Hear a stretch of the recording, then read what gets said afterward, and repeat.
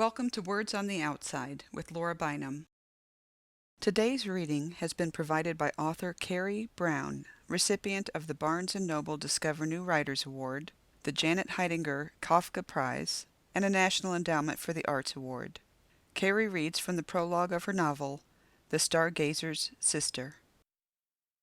The wind is with them, and she watches from the ship's rail as the hard places disappear, fortress and stony beach, and the long humped quay at Helvoetsluis, the church and bell tower reduced in minutes to dark notches on the horizon. It is Sunday, and the church bells were ringing as they came aboard, not the hour, thus either a wedding or a funeral, she thought, but she cannot hear them any more.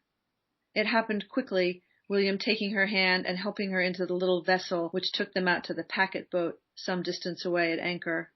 She looks back from the ship's deck now and realizes that for the first time in her life she is not standing on solid ground. The afternoon is cool for August, shadows of clouds drifting over the land behind them, but as the ship moves farther from shore, a slant of sunlight falls from sky to ground, illuminating the row of painted houses facing the water.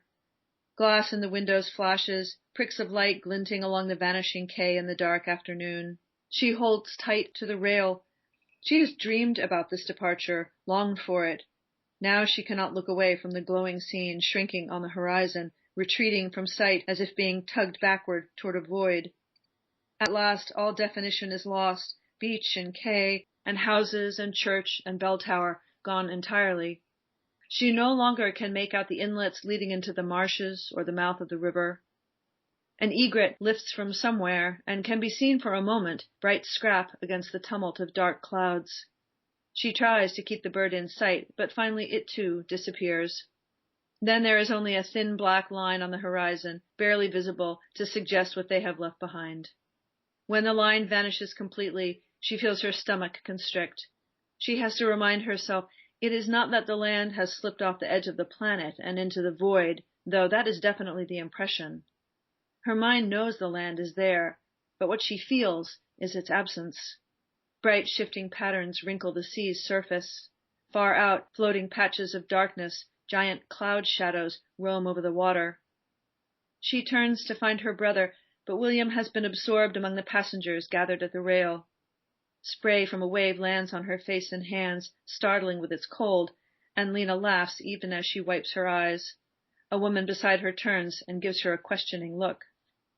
On the post wagon yesterday, the final day of their voyage toward the coast of Holland from the forested slopes surrounding Hanover, her black hat had flown off.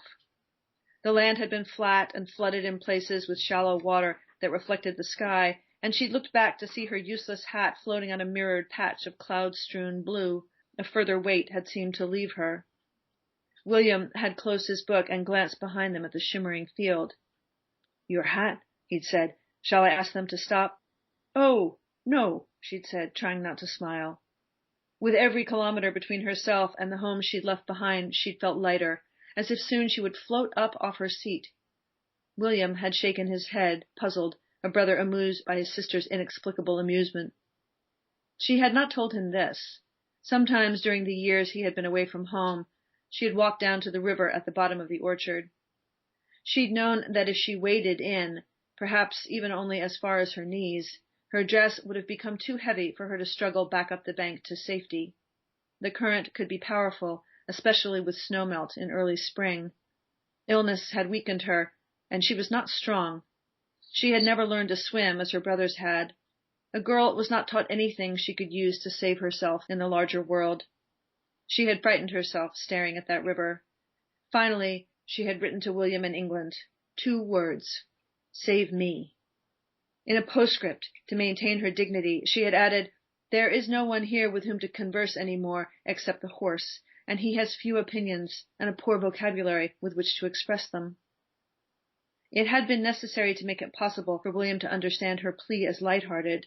She could not have borne it if he had refused a request made in earnest. Yet he had known. He had understood her.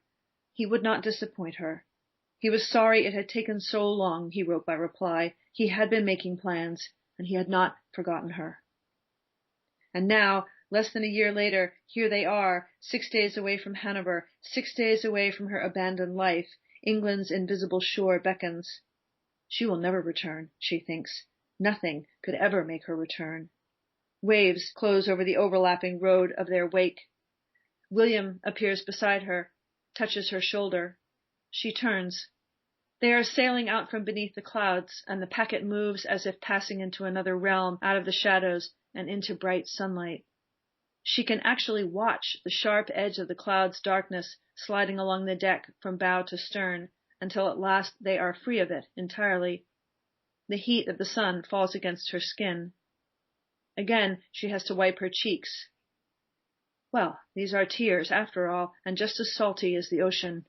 She knew they were there behind the laughter, tears for how awful it has been all these years. Her old life, and the life she always imagined would lie before her, is gone. She turns away from what they have left behind. She is 22 years old. Her brother William has set her free.